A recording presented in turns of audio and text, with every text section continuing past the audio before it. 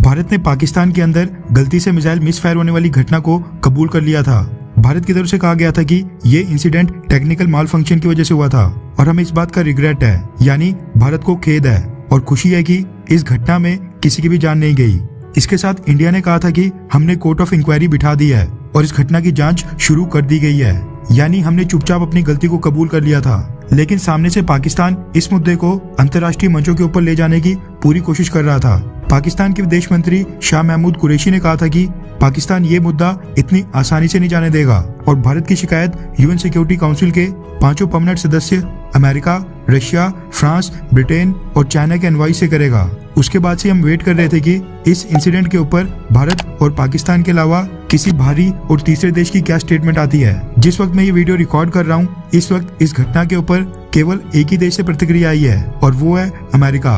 America ने भी कुछ अपनी मर्जी से प्रेस रिलीज जारी करके इसके ऊपर कोई स्टेटमेंट नहीं दिया है। आज इस घटना को टोटल 4 दिन हो गए हैं, जिसका मतलब है कि हम ये अज्यूम कर सकते हैं कि पाकिस्तान ने भारत की शिकायत यूएन सिक्योरिटी काउंसिल के 5 परमानेंट मेंबर्स यानी अमेरिका, रशिया, फ्रांस, ब्रिटेन और चाइना से अभी तक लगा दी होगी, ताकि ये सारे देश मिलकर भारत के बारे में कुछ न कुछ स्टेटमेंट दें और बुरा भला बोलें और पाकिस्तान को खुशी मनाने का मौका मिल जाए। लेकिन ये 5 देश तो छोड़ ही दो, पाकिस्तान के आयरन ब्रदर चाइना तक ने इस घटना के बारे में अभी तक कुछ भी नहीं बोला है और न ही पाकिस्तान की सुरक्षा की बात की है।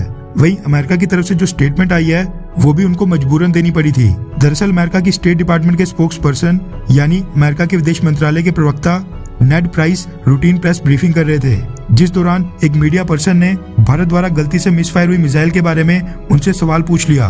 उसी के जवाब में उन्होंने बोला कि हमारे पास इस बात के कोई संकेत नहीं है कि ये घटना एक्सीडेंट के अलावा कुछ और थी।